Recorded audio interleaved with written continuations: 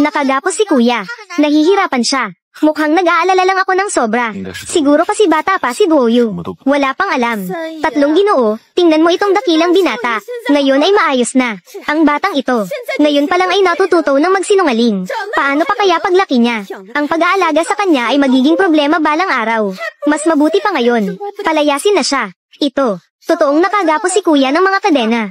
Sobrang nahihirapan. Sabi nila maliwanag ang mata ng mga bata. Sa tingin ko nararamdaman niya. May sakit si Aya. Ang batang ito. Baka nga may nakikita siya.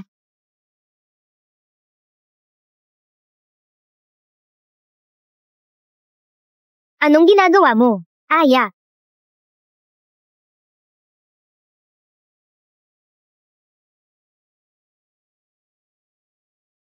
Ipalabas mo siya. Ayoko na siyang makita. Daddy.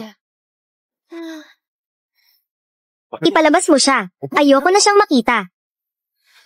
Daddy. Mami. Aya. Aya, ang aking Aya. Sa wakas nagising ka na. Natakot si Mami sa'yo. Tawagin agad ang doktor. Imposible. Paano nangyari ito? 6 na buwan na siyang walang malay. Ginamit na ang lahat ng paraan. Bakit bigla na lang siyang nagising? At saka yung munting dalaga. Hindi ba't sinabi nilang kaya niyang talunin si Zhang Xiaoyi?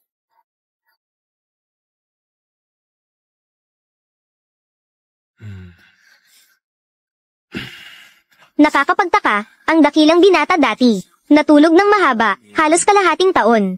Bakit hindi mahanap ang dahilan? Pero ang pisikal na kalagayan, mas mabuti na kaysa dati. Para makasiguro, gumamit pa rin ng daang taong gulang na ligaw na ginseng. Mas mabuti para sa pagpapalakas. Noong natutulog ang dakilang binata dati, ang buong lungsod ng Gangcheng. Huwag nang banggitin ang daang taong gulang na ligaw na ginseng. Kahit ang medyo mas mabuting suplemento. Dinala lahat para sa dakilang binata, para palakasin ang katawan. Mukhang mahirap itong hanapin ngayon. Gawin ang lahat para hanapin ito. At saka ang balita tungkol sa paggising ni Aya. I-anunsyo ito pagkatapos ng 3 araw. Hayaan siyang magpahinga ng maayos. Oo. Walang problema. Mahahanap ito. Mabuti kung makuha ito.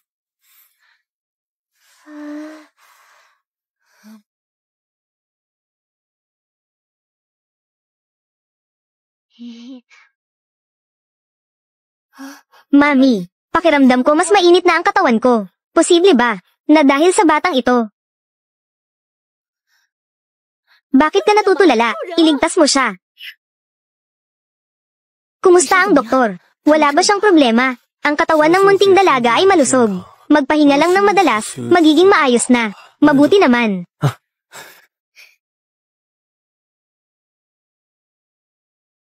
Siya ba ang bagong kapatid na dumating?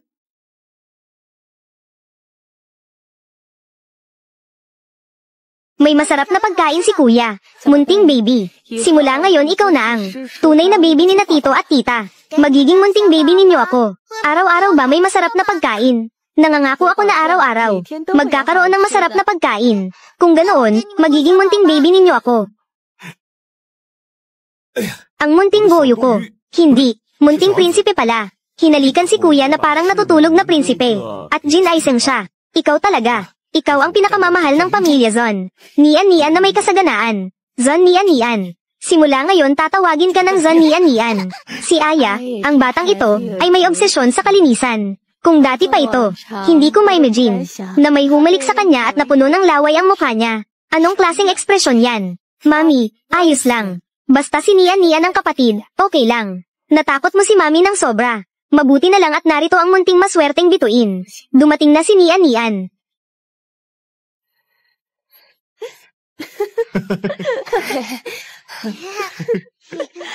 Si Mami ay magpapahanda na ng pagkain para sa inyo. Maghahanda na ng pagkain.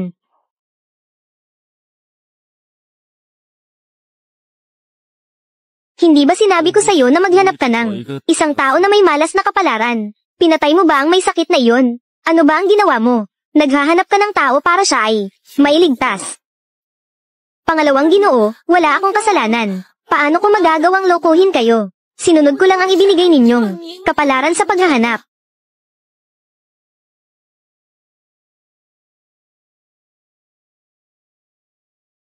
Mabuti kung alam mo. Gusto mong magdalang tao ng anak ni 3 Ginoo. Kailangan mo lang alisin ang may sakit na iyon. Umalis ka. Kung hindi mo kayang ayusin ang tungkol sa may sakit na iyon, ang matandang lalaki ay ibibigay lamang ang pamilya Zon sa mga kamay ni tatlong ginoo. Huwag mo akong sisihin kung ako'y malupit. Ang pamilya Zon ay kasing yaman ng isang bansa. Ang daming masasarap na pagkain. Halika, Nian, kumain ka ng gulay. Nian, kumain ka ng hita ng manok. Nian, kumain ka ng karne. Dapat kayang makita ni Nian ang ilang bagay na hindi natin nakikita. Sa iba, kailangan nating sabihin na si Nian ay tugma ang kapalaran kay Aya. Huwag hayaan ang iba na makakita ng kakaiba. Siguro, baka nagkataon lang. Naiintindihan ko. Bata pa si Nian. Itago ang kanyang kahinaan para maprotektahan siya. Tama. Oo, tama iyon. Aji, tatlong ginoo. Dalhin ang unang asawa at pangalawang asawa sa kanilang mga pamilya. Sa panahong ito, ayoko na silang makita ulit. Sige po, tatlong ginoo. Tama, ang piging ng pamangkin ng komandante. Malapit na itong magsimula. Naihanda na rin ang sasakyan. Sige, ikaw ang mag-alaga sa bahay. Aya at Nian. Ako at ang may bahay ay pupunta sa piging. Oo, tara na. Kumain kayo ng dahan-dahan, ha?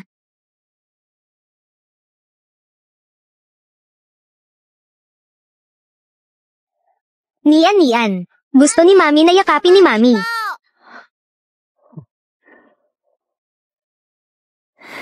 Si Hang, mukhang ikaw na lang mag-isa ang pupunta sa piging. Sige na nga. Kung ganoon, si Mami ang mag-aalaga kay Nian sa bahay. Si Daddy ang pupunta sa piging. Gusto ni Daddy na yakapin ni Daddy. Kung ganoon, si Mami ang pupunta sa piging. Mami, gusto ni Mami na yakapin ni Mami, ni Daddy, at ni Kuya. Kung ganoon, hindi tayo pupunta sa piging. Hindi pupunta. Hayaan na. Ayos lang na hindi pumunta. Tutal iniisip naman ng lahat na si Aya ay hindi pa nagigising mula sa pagkakahimatay. May dahilan tayo para hindi pumunta. Asen, tulungan mo akong maghanda ng malaking regalo. Pumunta sa piging para humingi ng tawad, sapat na iyon. Oo, munting Goyu. Naalala mo pa ba kung ikaw ay saan ka nang galing? Hindi ko na maalala. Pero sumakay ako sa maraming sasakyan. Bangka. Tingnan mo, may tao pang laging yakap sa akin. Lakad. Nian, huwag mo nang isipin. Simula ngayon, ikaw na ang aking kapatid na babae. Walang sino man ang magtatangkang apihin ka. Iyak. Ang komandante ay namatay agad sa pagsabog. Ang pinakapaborito niya ay si Daddy. Si Mami o si Kuya. Mabango si Mami. Mabango si Daddy. Mabango si Kuya. Dakilang binata. Ano ang nangyari?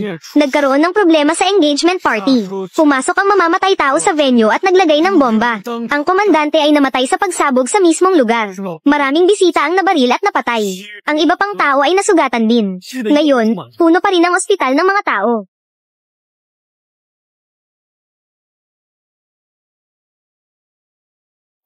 Mabuti na lang at hindi tayo umalis. Si Aya at si Nian. Walang problema. Ngayon, kasama na natin si Nian. Tingnan mo tayo. Hindi ba't nakaligtas tayo sa sakuna? Mukhang, si Nian ay talagang bahagi ng pamilya Zon. Munting maswerteng bituin.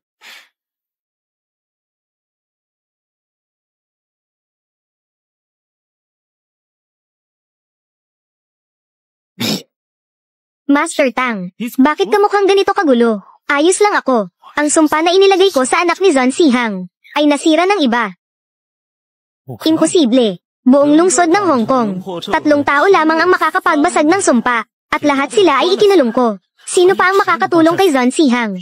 Maraming magagaling at kakaibang tao sa mundo. Hindi lang isang daungan ang mayroon. May mali. Ang pamilya ni Zon si Hang. Muli silang nakaligtas sa kapahamakan ngayong araw. Iniisip ko na kahit hindi siya mamatay, kahit mawalan siya ng braso o binti, ayos lang. Hindi rin siya pumunta. Sa susunod na buwan, ang matandang ginoo ay magdiriwang ng kanyang ika-65 na kaarawan. Siya ang pinakapaborito niya si Zon si Hang, kasama ang kanyang anak. Kung hindi mamamatay ang kanyang anak, ang tagapagmana ay si Zon si Hang lamang. Ngunit si Zon si Hang ay may malalakas na tagapagbantay sa paligid. Kung nais siyang patayin, talaga namang napakahirap, parang pag-akyat sa langit. Guro, mag-isip ka ng paraan agad.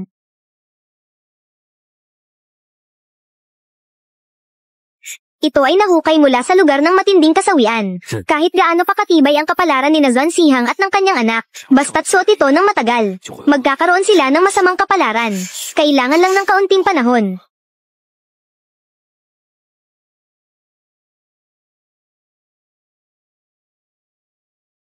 Naiintindihan ko.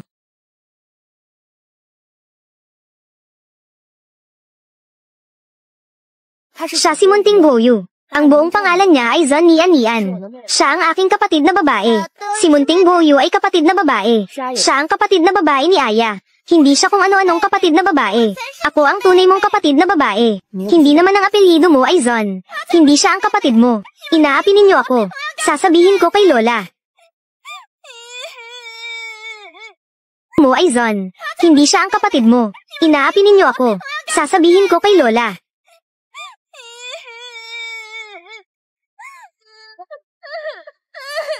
Bakit umiiyak ka? Lola, ako ang tunay na kapatid ni Aya. Ang kapatid na babae ni Kuya. Siya ang kapatid kong babae. Ang pangalan niya ay Zon Nian. Kalokohan. Ang batang iyon ay walang muwang. Ikaw ba, bilang matanda, ay wala ring muwang. Hindi ko alam kung saan nanggaling ang batang ligaw na iyon. Paano siya magkakaroon ng apelyidong Zon? Dahil gising na si Aya. Kung saan siya nanggaling, doon siya ibalik. Dahil gising na si Aya. Kung saan siya nanggaling, doon siya ibalik. Oo nga, tiyahin. Ang batang ligaw na ito na hindi alam ang pinagmulan. Paano kung may nakakahawang sakit siya? Dalhin na siya agad. Tiyahin. Si Nian ay anak ko. Para siyang tunay kong anak na babae. Tara, Nian. Hayaan na. Bahala ka na kung paano mo gagawin. Si Zon Sihang ang namumuno. Ang mga benepisyo na nakuha ko sa pamilya Zon. Palaging kumakaunti. Kailangan kong tulungan si Yushan na umangat. Masarap ang maitim na pagkain. Masarap ito. Hindi ito pagkain. Halika, Nian. Dadalhin ka ni Kuya para kumain ng masarap. Ito ay espesyal na kinuha ko sa Baolian Temple. Para kay Aya, upang magbigay ng proteksyon. Aya, isuot mo na ito. Kailangan itong isuot ng matagal para magbigay ng lakas. Ito ay mula sa kagustuhan ni Tia. Kaya isuot mo na ito. Aya, masarap ito.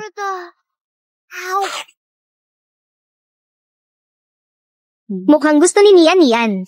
Hindi ba kumain na tayo kaninang hapon? Maliit na cake ba? Gutom ka na ulit. Pupunta si Mami para ihatid si Tia. Mukhang gusto talaga ni Nian. Kagatin ang bracelet na ito. Hindi ito tama. Kuya, kung may oras ka, siguradong puntahan mo ako para maglaro. Aya, isuot mo na ito. Samahan mo ng maayos ang kapatid mong babae. Pupunta si Mami para ihatid si Tia. Lunukin mo.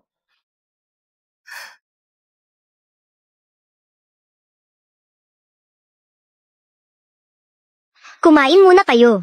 Maghihintay si Mami kay Daddy na bumalik. Pagkatapos, sabay-sabay tayong kakain. Bumalik na. Lumabas ba kayo kamakailan? Mag-ingat ka sa pagmamaneho. Na-aksidente si Tia sa sasakyan. Aksidente sa sasakyan. Ang totoo, medyo kakaiba ito. 4 na tao sa sasakyan. Isang sasakyan na may 4 na tao. 3 tao ang walang kahit anong sugat. Naputol ang binti ni Tia dahil naipit. Sinabi nilang matatagalan bago gumaling. Asawa. Ngayon, dumalaw si Tia para makita si Aya. May sinabi siyang hindi maganda kay Nian. Hindi ko alam kung may kaugnayan ito. Ito. Sabi mo, 4 na tao sa isang sasakyan. Iyong 3 iba pa. Walang kahit anong sugat. Hindi ba ito kakaiba?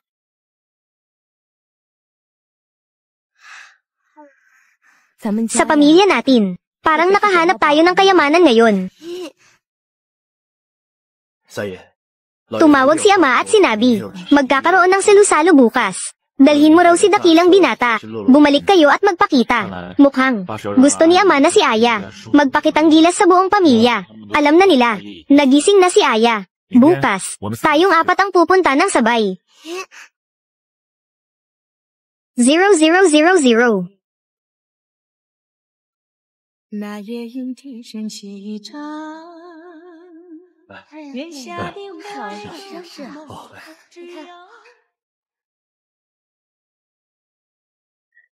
Sino ito? Tingnan mo. Sino ito?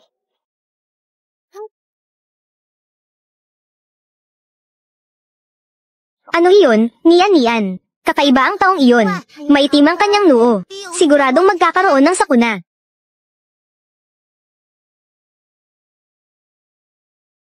Bunso, ganito mo ba tinuturuan ang mga bata? Pangalawang kuya, ang mga bata ay nagsasabi lang ng totoo. Hindi mo naman pinaniniwalaan. Si Nian ay isang munting swerte. Kaya niyang iligtas si Aya. Bakit kailangang mag-alala sa sinabi ng bata? Mga salitang hindi sinasadya. Siyempre, hindi ko iniinda. Kung siya talaga ay munting swerte ni Aya. Siguradong aalagaan mo ng mabuti. Si Aya, tama ba? Oo, natural lang iyon. Dumating na si pangalawang binata, Nian. Siya ang pangalawang tiyo. Pero nga, hindi sila magkina ni Daddy. Kung ayaw mo siyang makita sa hinaharap, huwag mo na lang siyang makita. Hindi magkasundo si pangalawang tiyo at si Daddy. Si Kuya at ako ay magkina. Mabuti ang ugnayan ni Nian at ni Kuya. Aya, halika. Lumapit ka kay Lolo. Mas gumaling na ang sakit ni Aya. Huwag na kayong mag-alala. Ang mahal kong apo sa pagkakataong ito. Nagduse siya. May magandang bagay si Lolo dito. Dalhin mo ito mamaya para sa pagpapalakas ng katawan mo. Salamat, Lolo.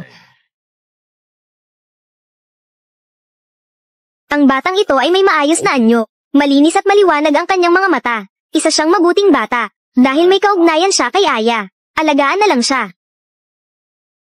Ako bilang pangalawang tiyo. Magbibigay din kay Aya at Nian. May dala akong regalo. Yuzuan. Sabi niya gusto niyang maglaro ng isang laro kasama si Nian. Kung si Aya ay makakahanap sa loob ng 4 na kahon na ito ng tunay na jade pendant. Kung ganoon, si Yuzuan ay magdadagdag ng bahagi sa Hong Kong. 5% ng shares. Para kay Aya bilang pagbati. 5%, hindi ito maliit na halaga. Ang pangalawang ginoo ng pamilya Zon ay talagang mapagbigay sa dakilang binata. Aya, maaari ka ring pumili ng direkta. Pero kung ganoon, wala nang karagdagang gantimpala. Paano kung mali ang mapili ko? Kung ganoon, ang iyong daddy ang magbibigay ng parehong halaga ng foreign currency para tulungan ang mga bata sa slum area. Ano sa tingin mo?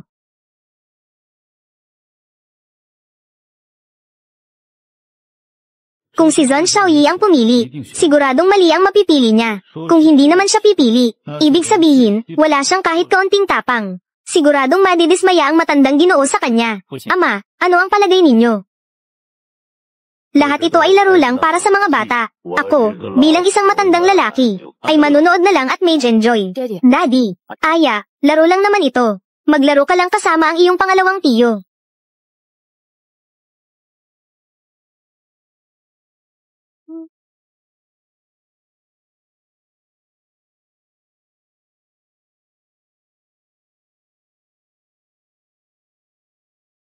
Kuya, hayaan mo akong pumili. Hindi pwede. Kung si Nian ang makapili, mas mabuti. Pero kung hindi niya mapili, tiyak na pagtatawanan ka ng lahat. Hayaan na lang si Kuya ang pumili. Si Aya talaga ay mabuting kuya. Pumili ka ng walang pag-aalala. Hindi naman ito higit pa sa ilang libong dayuhang pera.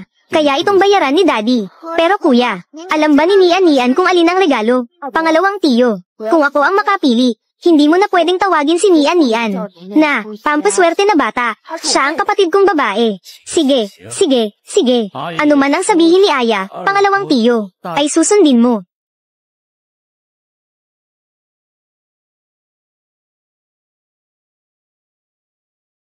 Nian, saan ka pupunta?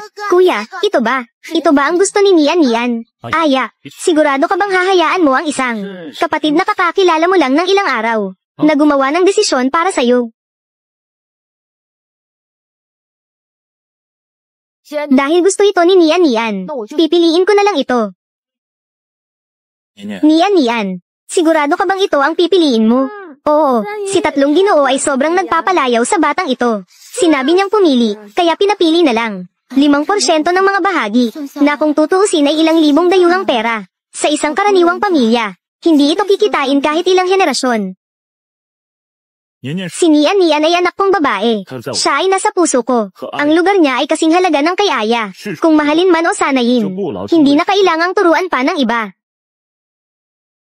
Kung ganoon, piliin na lang ito ni Nian. 4 na kahon ng jade. Alin ang pipiliin mo? Ang laman ng lahat ay peke. Dahil ang totoo ay hindi ninyo mahahanap.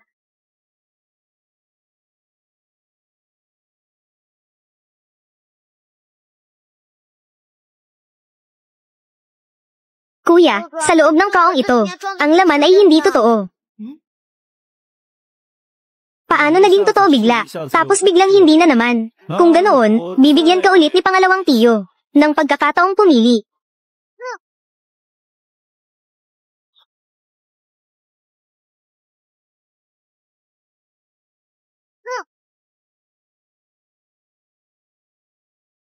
Ano? Ang agimat na ito ay biglang lumitaw.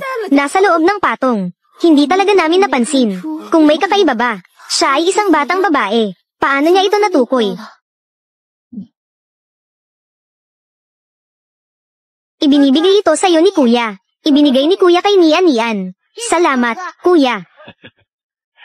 Ikaw, batang babae. Tunay kang munting swerte ni Iye. Paano mo nalaman na ang agimat ay nasa loob ng patong? Sinabi sa akin ng agimat, sobrang sikip sa loob. Salamat sa'yo. Sa wakas, nakalabas na ako. Ang galing mo, Nian. Tiyo pangalawa, dumudugo ka. Oo nga, pagpasok ng batang ito kanina, itinuro niya si Ginoong Pangalawa at sinabi na may paparating na sakuna sa kanya. Sinasabi nilang maliwanag ang mata ng bata. Minsan, walang pasubaling sinasabi ng bata. Ang mga salitang binibitawan nila ay may kakaibang pakiramdam. Huwag kang magulat.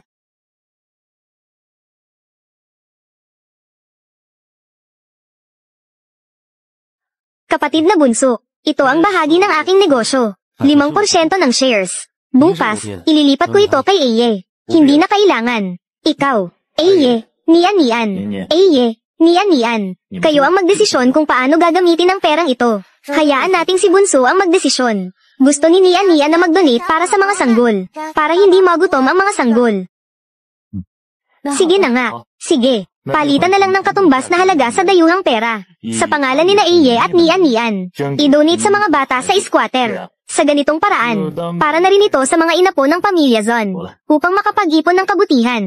Tama, karapat-dapat ka talagang tawaging mabuting inapo ng pamilya Zon. Ang plano ko ay linlangin si Zon Sihang ng kaunti. Hindi ko inakala na ang batang babaeng ito ay mabubuko ang aking plano. Ang malas na Pulse Ares na iyon ay nasa kamay pa rin ni Iye. Ang pamilya nila ay malapit nang magsimulang malasin.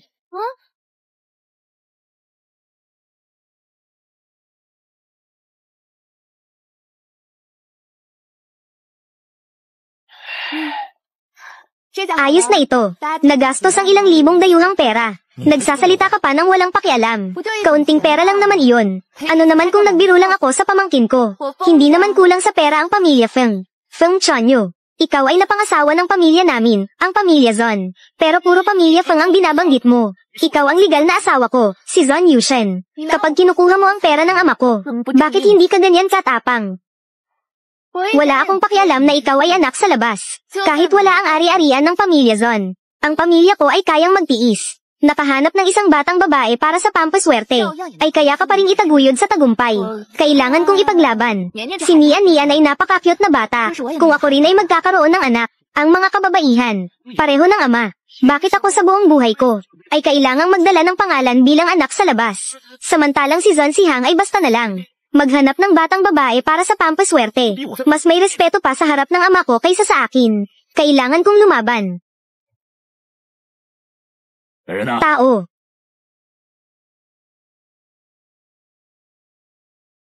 Ang tiyahin ninyo ay naaksidente kaya hindi makakapunta. Sinabi niya kahapon na hindi niya alam na si Nian ay nasa bahay pa at naghanda lamang ng isang regalo. Dahil kinilala na ninyo ang batang ito bilang anak, ito ang kanyang ibinigay kay Nian. Maitim-itim ito, pero masarap. Nian, huwag kang magmadali. Huhugasan muna ni Daddy bago mo ito laruin. Si Nian ay bata pa, at gusto niya ang kahit anong bagay na isinusubo niya sa bibig. Dahil malapit nang matapos ang selusalo rito, pumunta na kayo at tingnan ang inyong ina. Palagi siyang nagpapagaling sa likuran. Ayaw rin niyang lumabas. Sige, pupunta na kami. Ang kalagayan ng matandang ginang ngayon ay hindi na masyadong maganda. Kung may oras si kapatid na bunso, bumisita ka na lang. Sige, gagawin ko. Wow, ang sarap nito. Nian, tatandaan ko. Huwag gambalin si Lola sa kanyang pagpapahinga. Matandang ginang. Kapatid na bunso, ikatlong ginang. Narito sina Munting Ginoo at Munting Binibini upang bisitahin ka. Dahan-dahan lang. Eye, talagang magaling ka na. Nanay, magaling na si Eye. Kailangan mo ring gumaling agad. Lola, madalas kang bibisitahin ni Eye. Mabait kong apo. Basta gumaling ka. Gagaling din si Lola.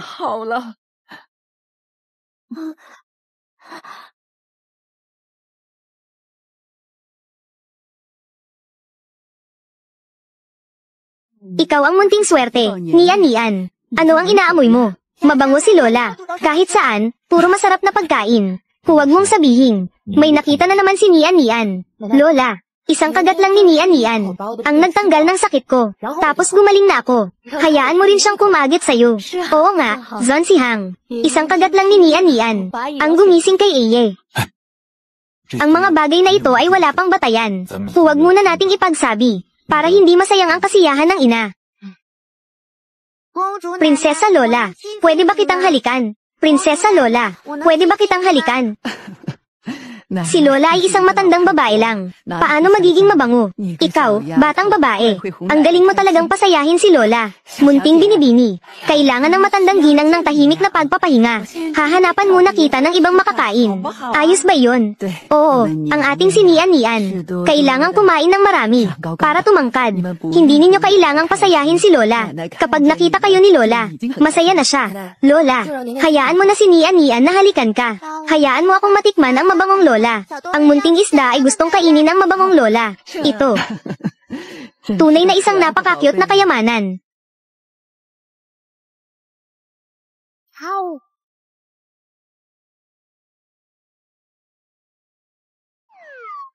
Nian, nakababatang kapatid na babae. Daddy at Mommy, si Nian ay busog na naman. Ang batang babae na ito ay talagang napaka-cute. Dahil may kaugnayan siya sa ating pamilya. Kaya alagaan natin siya ng maayos. Nian, ikaw talaga ang aking alagang-alaga. Walang problema. Tinulungan ni Nian si Kuya na talunin ng masamang tao. Napakahusay na niya. Matandang ginang. Hindi ba matagal na hindi ka makababa ng kama? Mama.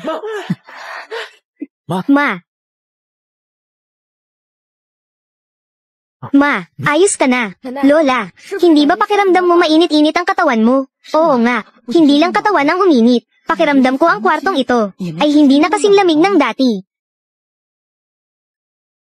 Ito, ano ba talaga ang nangyayari? Ma, noong nawala ng malay si Iye, hinanap namin lahat ng doktor at manggagamot. Wala pa ring pagbabago.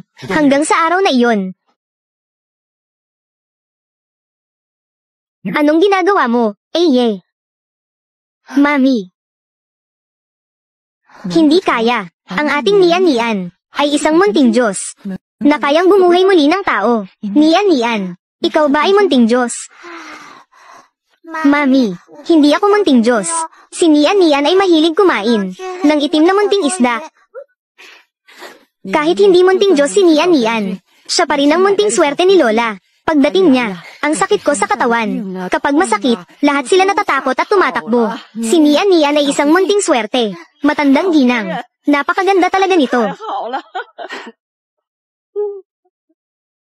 Huwag ka nang umiyak. Salamat din sa iyo. Sa karaniwang araw, minamasahe mo ako. Kung hindi, ang mga binti ko, paano pa ito makakatayo? Matandang ginang. Ikaw ay isang mapalad na tao na may biyaya ng langit. Ngayon, dumating pa ang isang munting swerte. Sa hinaharap, magiging mas mabuti pa ang lahat.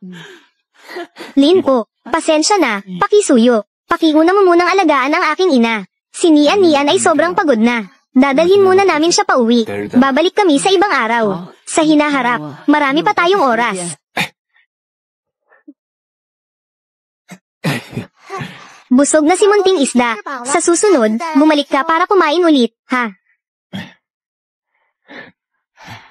Pagdating ni Nian, nagising si Iye. Pati ang sakit sa puso ni Mama na matagal nang nararamdaman ay gumaling. Sa hinaharap, lahat tayo ay magiging mas mabuti pa. Kung iisipin, ang aksidente sa sasakyan ng tiyang natin, hindi pa natin siya napupuntahan. Kahit ano paman, binigyan niya si Nian at si Iye ng mga regalo. Tayo, bukas, iuutos ko sa tagapamahala na ihanda ang mga regalo. Pasensya na, pakisama mo ang mga bata. Pumunta kayo para bumisita. Tiyang, narito kami para bisitahin ka. Nandito rin sina Kuya at ikalawang hipag. Hindi ba ito narinig lang? Na-aksidente si Tiyang sa sasakyan. Kaya nagmadali rin kaming pumunta para tingnan. Pumunta rin si Iye para bisitahin si Tiyang. Mamaya, manatili kayong lahat para kumain. Sige, Tiyang, gumaling ka agad ha. Oo, Tiyang, sana gumaling ka agad, sabi ni Kuya. Ikaw, batang babae, ang lakas mo talaga. Ang lakas ng kamay mo. Ang mga babae, dapat katulad ni Wanwan sa pamilya namin. Para magustuhan ng tao. Tiyang, bata pa siya. Dapat wala siyang masyadong lakas ng kamay. Masyado bang sensitibo si Tiyang? Oo nga, Tiyang. Alam ni Nian ang kanyang limitasyon. May ilang bata na talagang malakas ang kamay. Lalo na't nasaktan si Tiyang. Mas mabuti pa, mag-ingat na lang. Hayaan na lang. Hindi naman sinasadya ni Nian. Pumunta ka na sa bakuran. Hanapin mo sina Wanwan para maglaro. Tara na, Tara. Kuya, bakit ayaw ni Tiyang? Gumaling agad, dahil wala siyang ganoong swerte. Nian, huwag mong masyadong isipin ang sinabi niya. Huwag mong ilagay sa puso. Matanda na siya. Medyo nalilito na rin siya. Kawawa naman si Tiyang. Hayaan mo na lang siyang magpahinga sa kama. Nagising ka talaga. Hindi ba't halos hindi ka na magising? Ano ang sinasabi mo? Sino ang nagsabing malapit na akong mamatay? Kuya Eye, pumunta ka ba rito para makipaglaro sa akin? Hindi ako pumunta rito para makipaglaro sa'yo. Kasama ko si Mama para bisitahin si Tiyang. Linawin mo ang sinasabi mo. Sino ang nagsabi ng mga kalokohang iyon? Sabi nila lahat iyon. Malapit nang mamatay ang lola mo dahil sa sakit. Ikaw rin, halos hindi ka na magising, parang mamamatay ka na. Ikaw lang ang nag-iisang anak ng mga magulang mo. Kapag namatay ka, mawawala na ang lahi nila. Sino ba ang nag-iisip ng ganito?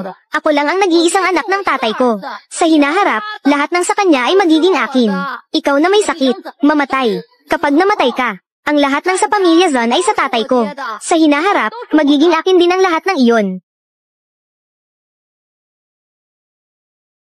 Managinip ka na lang. Ang tatay ko ang tunay na tagapagmana ni na lolo at lola. Ikaw na may sakit. Si lolo ay hindi kailanman ibibigay ang tagapagmana sa iyong ama. Kasalanan mo lahat. Pagdating mo, si Kuya Iye at Kuya Yuming ay nag-away na. Lahat ng ito ay kasalanan mo. Nian, anong nangyari? Siya naman ang unang nagpasimula. Sisiin siya. Isa siyang batang babae na ligaw. Hindi ko papayagan si Kuya Iye na ipagtanggol mo siya. Sinabi mo ang masama tungkol sa kuya ko at inapi mo pa ako. Kayo ay masasamang tao. Ang masasamang tao ay makakaranas ng karma. Batang babae na ligaw, ikaw ay batang babae na ligaw. Ang lakas ng loob mong magsalita. Gusto kong paalisin ka ni Lola. Batang babae na ligaw, mahina ang katawan. Ikaw ang batang babae na ligaw. Ikaw ang mahina ang katawan.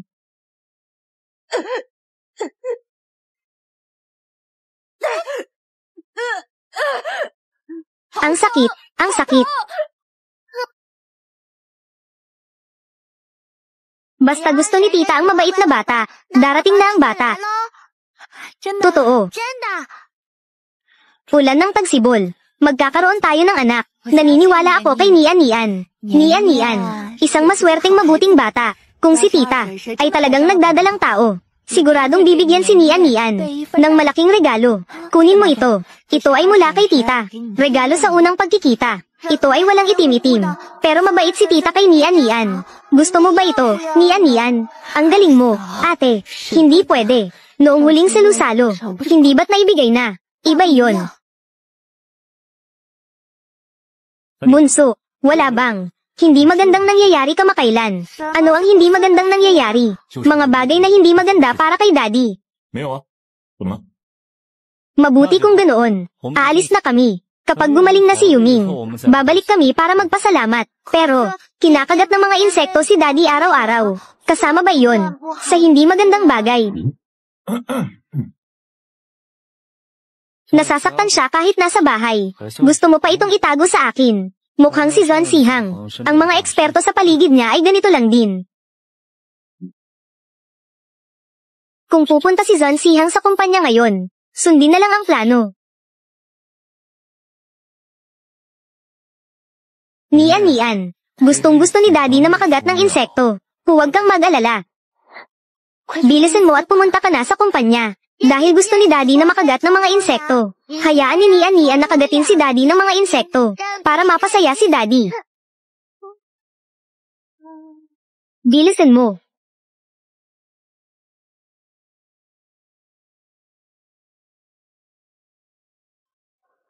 Pupunta si mommy para kunin ang mga maliit na kakanin para sa'yo. Maghintay ka rito ng mabait kay mommy, ha? Mommy, bumalik ka agad, ha? Sige.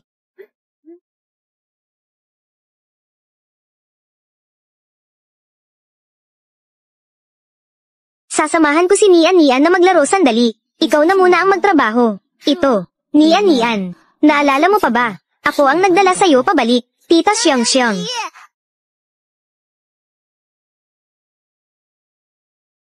Mabango ka talaga. Pero, si Mommy, inihanda niya ako ng mga maliit na kakanin. Kakainin kita ulit sa susunod. Ako naman talaga ang nagdala sa'yo pabalik. Kahit na anak kita, dapat ikaw ang maging anak ko. Bukod pa rito. Bukod dito. Hindi ba dapat ikaw ang magdala ng malas sa taong iyon? Tita Xiang, mas mabango ka pa. Pero ayaw kumain ni Nian ngayon. Tara, babaguhin ko ang kapalaran mo. Masakit kay Nian. Mabait si Nian. Dadalhin ka ni tita sa labas para maglaro. 2 taon na akong nandito.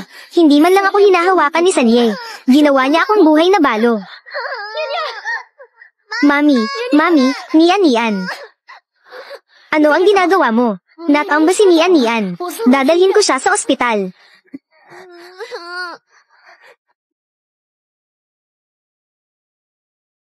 Tao, tawagin ang doktor. Batang paslit, hintayin mo ako. Kasalanan lahat ni Mami. Hindi napapayagan ni Mami sa susunod. Mag-isa na lang si Nian. Paumanhin, Dinang. Kasalanan ng aming kapabayaan. Mabait si Mami. Gusto ni Nian si Mami. Natakot si Mami ng sobra. Masakit pa ba? Hindi na masakit. Talagang mabait na bata si Nian. Natatakot ka bang mag-alala si Mama? Nagkamali si Mama. Hindi na protektahan si Nian. Nag-aalala pa rin si Nian kay Mami.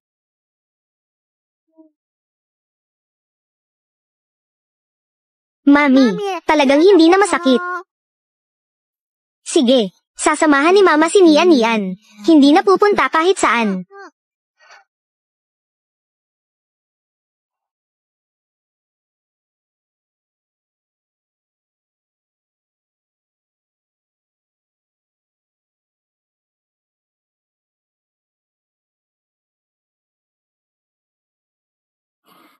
Ason, bakit may insekto sa loob ng sasakyan na ito? Matagal na bang hindi nalilinis? Araw-araw naman nililinis. 3 Ginoo. Sa tingin ko, may lason ang insektong ito. Gusto nyo bang dalhin ko muna kayo sa ospital?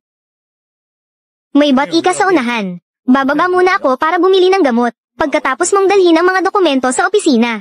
Balikan mo ako. Sige.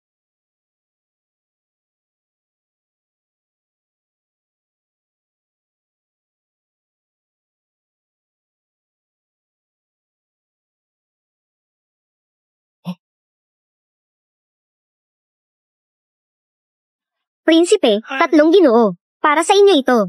May naglagay ng bomba sa likod ng upuan ng kotse. Buhay pa si Ason. Gawin ang lahat para mailigtas si Ason. Itago ang balita na nasa kotse ako.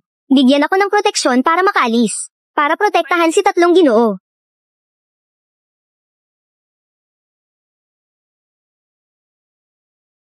Ang bomba ay inilagay sa likod ng upuan. Ang bangkay ni 3 Ginoo.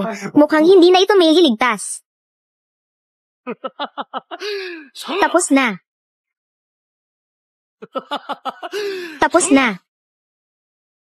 Ngayon, labis akong nag-aalala para sa anak ko. Wala akong oras para gawin ang mga ito. Sa tingin ko, hindi rin magdududa ang matanda na ako ang may kinalaman dito.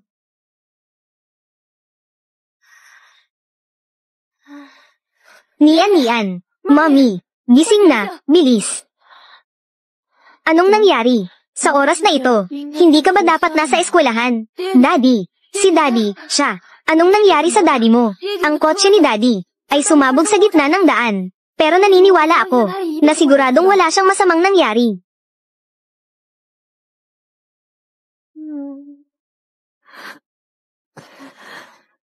Kuya, Mami, bakit kayo umiiyak? Nian, ang Daddy mo. Baka may nangyari sa kanya. Talaga bang nakagat si Daddy ng insekto? Nag-isip si Nian saglit. Siguradong matigas ang ulo ni Daddy. Hindi na papayagan ni Nian na kagatin si Daddy ng insekto. Huwag na kayong malungkot. Nian, huwag kang matakot. Poprotektahan kita at si Mami. Patay na si Sanye. Paano na ako? Anong, paano? Sanye. Simula ngayon, ang buong villa ay isasara. Walang sino mang papayag ang pumasok. Oo. Mami, pupunta ako sa lumang bahay para makita sina Lolo at Lola. Inayos ko na si Uncle Butler. Isara ang villa. Hintayin niyo ako sa bahay. Magaling.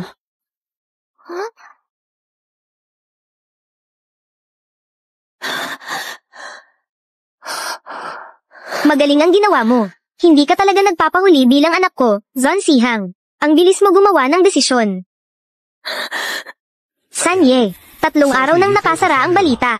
Ang mga gustong manakit sa inyo. Siguro iniisip nila, napatay na kayo. Kahit na nakasara na ang balita, kahit kaunting impormasyon, hindi pa rin mahanap. Matapos magtagumpay ang mamamatay tao, hindi pa siya nakalayo, napatay na rin siya. Kung gusto nating mahanap ang nasa likod ng krimen, mukhang kakailanganin pa ng kaunting oras. Ang mga taong gustong mamatay ako, iilan lang naman sila. Bakit hindi na lang natin silang lahat imbitahin? Dahan-dahan lang. Dahan-dahan lang. Kuya, tago-taguan. Sa pagkakataong ito, ako ang magtatago. Ikaw ang maghanap. Lagi kang nagtatago sa ilalim ng mesa. Kaya agad kitang natatagpuan. Ganun ba? Ganun ba? Kung ganun, ako, magtatago sa ilalim ng kumot.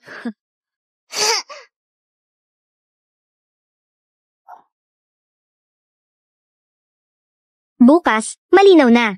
Walang anumang balita ang dapat ilabas. Buksan ang mga pintuan. At anyayahan ang mga bisita sa bitag. Araw.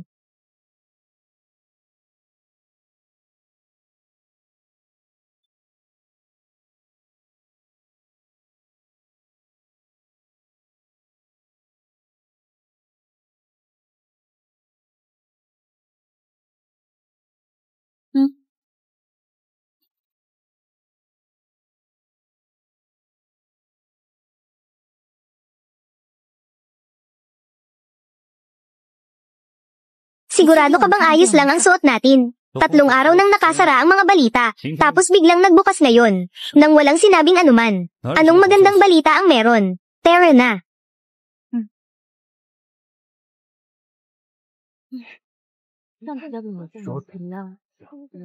Anong nangyayari? Huwag kang mataranta. Hindi lang naman tayo ang nakasuot ng simple.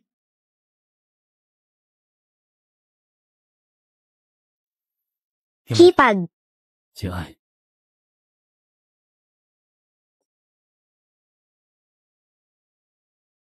Itay. Kahit isipin natin ang pinakamasama, at husgahan ng mga tao, ang mga nakasuot ng magagara ay gustong mamatay ako, at ang mga nakasuot ng elegante ay naghihintay na mamatay ako. Sabihin, pero kuya, itong hawak mong bulaklak na daisy, ay parang sinasangayunan mo ako. Patay na. Hindi ka pinapayagang tumira dito. Nakakatuwa, nakakatuwa. Sige, ako na ang tutulak sa'yo.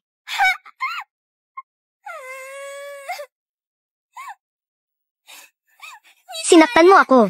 Sasabihin ko kay Lola. Pinsan na babae. Anong nangyari? Naglalaro ako kasama si ate. Umiiyak si ate. Yung pinsan na babae na yon, tuwing lumalabas siya, may gulo. Gumagawa ng gulo tapos nagsusumbong. Punta tayo kay Ginang. Huwag natin siyang hayaang maunang magsumbong. Lola, tinulak niya ako. Ikaw talagang bata ka. Bakit ka nananakit? Tiya, siniyan niya ng pinakamasunurin. Hindi siya nang aapi ng iba. Tingnan mo. Nandito pa ang sugat. Wala siyang kahit anong sugat. Niyan yan. Tinulak mo si ate. Ganito ba? Ganito ba? Tingnan mo, tingnan mo. Minsan ang mga bata, hindi maipaliwanag ng maayos. Ikaw ang magsabi. Ano ba talaga ang nangyari? Wala akong nakita habang nasa labas ng pinto, pero sa loob ng kwarto, patuloy na naririnig ang tawanan ng 2 dalaga. Siguro habang naglalaro, hindi sinasadyang magkasakitan. Ang batang dalaga ay siguradong hindi, isang tagapaglingkod ng pamilya Zon. Bakit ka nakikialam? Inamin na niya na tinulak niya. Kapag ikinasal na kami ni Kuya ay, palalayasin ko siya. Huwag muna nating pag-usapan si Wangwang. Walang posibilidad sa pagitan nila ni Kuya ay. Kahit sino pa ang mapang-asawa ni Kuya ay sa hinaharap, siniyan niyan ay maaaring palayasin ng kahit sino. Kahit sinong tahimik, hindi galit si Mommy. Lumipad na ang galit. Dinala ni Nianyan si Mommy para maglaro.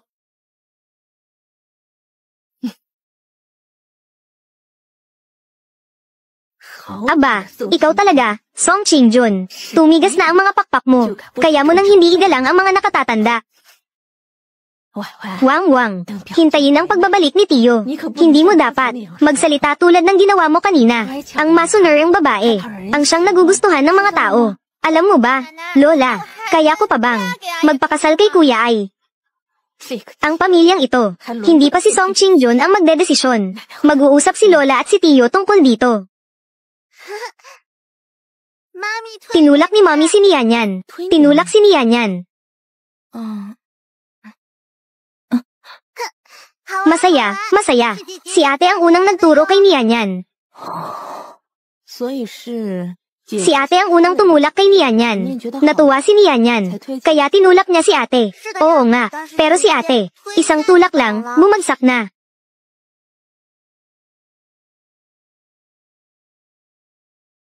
Malinaw na ang lahat ngayon. Kung pag-uusapan ng pananakot, si Wang ang unang nanakot kay Nianyan.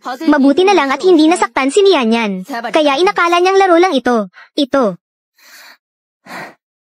Pero si Nianyan ito. Hindi ito laro. Kung itinulak ka ng ate mo, at hindi ka bumagsak sa ibabaw ng laruan, masasaktan ka sana. Mami, ayaw ni Nianyan masaktan. Kaya nangako si Nianyan kay Mami, na hindi na siya maglalaro ng ganito. Pwede ba? Sundin mo si Mami. Kahit ano pa ang sabihin, si Wang pa rin ang nasaktan. Dahil si Nianyan ay isang swerte, kaya bumalik kay Wang ang masamang intensyon. Ano ang ibig sabihin ng tama na? Narinig ko lang kanina ang tagapamahala. Tumawag siya ng doktor. Nianyan, ayos ka lang ba? Kuya, yakapin mo ako. Sa mga susunod na araw, sasamahan ko si Daddy para bisitahin ang mga nakatatandang tiyuhin. Kaya nagpaalam ako para makauwi. Kuya Ai, ako ang nasaktan. Mabuti na lang at hindi si Nianyan. Ay, paano mo nasabi ang ganito? Si Wang sigurado. Bata pa si Nianyan. Hindi ito gugustuhin ni Tiyang. Huwag masyadong seryosohin ang mga bata. Bukod pa rito, si Wang ay anak ng inyong pamilya. Si Nianyan ay anak ng aming pamilya. Siyempre, mas binibigyan ko ng pansin si Nianyan. Ang sinabi mo ay, tayo ang tunay na pamilya. Pagkatapos noon, mas magiging malapit na pamilya. Tiyahin, kung may sasabihin ka, sabihin mo na ngayon ng direkta. Si Kuya ay nagsimula na rin. Unti-unting tanggapin ang negosyo ng pamilya. Kung sino ang makakatulong sa kanya sa hinaharap. Walang iba kundi si Wang mula sa aming pamilya. Iniisip ko lang, ang kasal ng dalawang bata. Bakit hindi natin ito ayusin ng mas maaga? Hindi ako san gayon. Si Sihang, si Qingjun. Ano ang masasabi ninyo? Talaga bang makikinig tayo sa isang bata? Bata pa si Kuya Ai. Ako bilang tiyahin. Ang mga salitang ito, gaano karaming tulong ang makukuha niya. Kahit gaano karami, ayaw ko. May kakayahan ako. Makukuha ko ang gusto ko. Iginagalang namin ang desisyon ng mga bata. Bakit ninyo siya gusto? Siya ay taga-probinsya lang. Isang batang ligaw. Si Zon Sihang.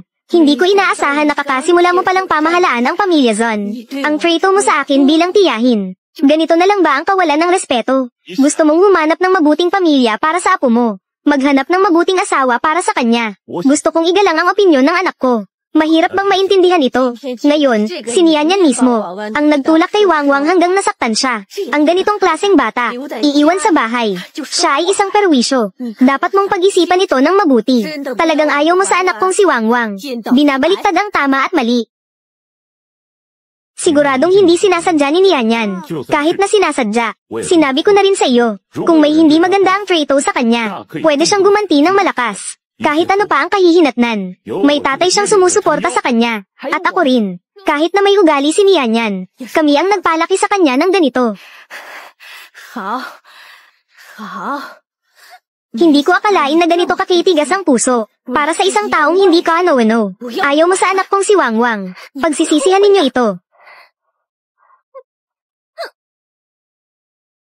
Ang tiyahin na ito, talaga naman. Alam lang niya kung paano guluhin ang tama at mali. Sige na, sige na. Huwag ka nang magalit. Sa susunod, huwag na lang siyang papasukin sa bahay. Niyan, huwag kang mag-alala. Tatay, nanay, huwag kayong magalit, ha? At si kuya, huwag ka na rin magalit. Sige, huwag magalit si mommy. Salamat, niyan, sa pag-aliw.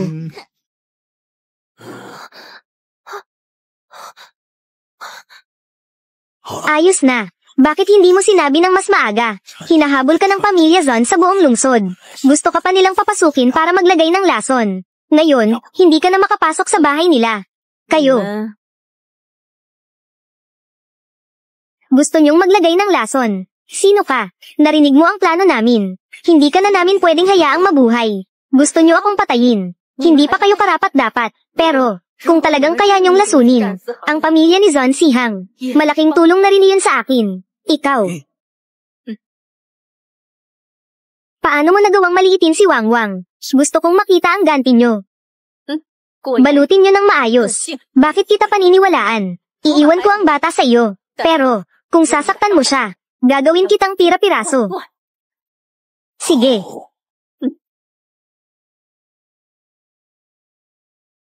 Lola.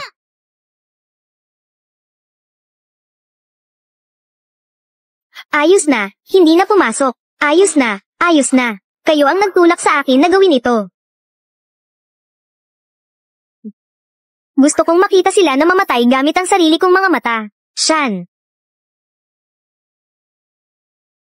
Sumama ka sa akin.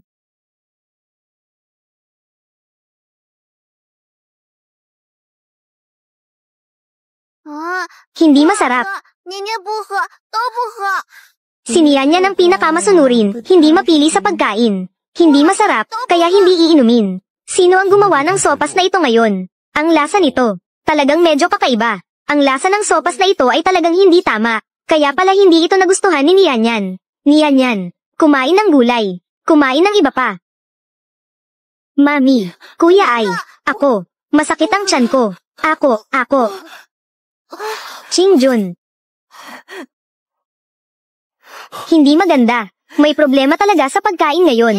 Tawagin ang mga tao, daddy, mami, kuya, lolo. Ano ang nangyayari dito? May problema sa pagkain na ito. Bilisan at tawagin ang doktor. Oo, bodyguard. Dalhin ang lahat ng tao. Sa loob ng bakuran. Tipunin sila. Oo, Sanye. Pupunta ako para tawagin ang doktor. Mami.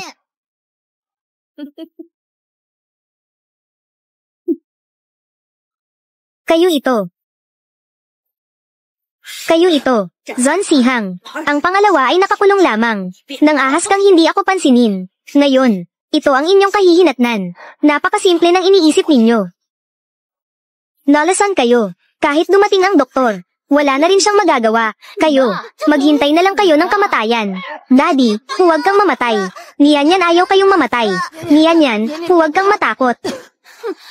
Ikaw ang dahilan, hayop ka. Kung hindi ka dumating, gumaling na sana ang sakit ni Young Master Zon. Paano kaya si Zonye? Hindi man lang ako tinitingnan. Lian Mei, ako at si Sihang, naipaghanda ka na namin. Bagong pagkakakilanlan at ari-arian. Nagawa mo ito dahil sa matinding inggit. Gusto mo kaming patayin. Sinisira mo ang sarili mo. Tanga. Panginoong San, Ginang, kasalanan ko ang lahat. Pinilit nila ako. Sino pa?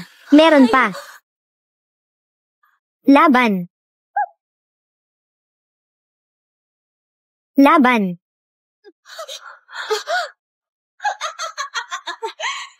Kahit makuha mo ang sagot, wala rin itong silbi. Walang lunas ang lason na ito. Panginoong San. Bantay. Ipagapos siya sa akin. Nangangahas ka. Ang iba, habulin siya. Oo.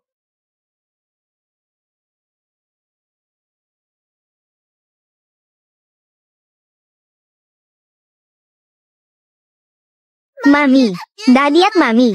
Natatakot si Niyan. Niyan, huwag kang matakot. Mukhang wala nang magagawa si Niyan. Kailangang mag-isip ng paraan. Maghanap ng mabuting pamilya para kay Niyan. Para maalagan siya ng maayos. Daddy, siguradong magiging maayos kayo.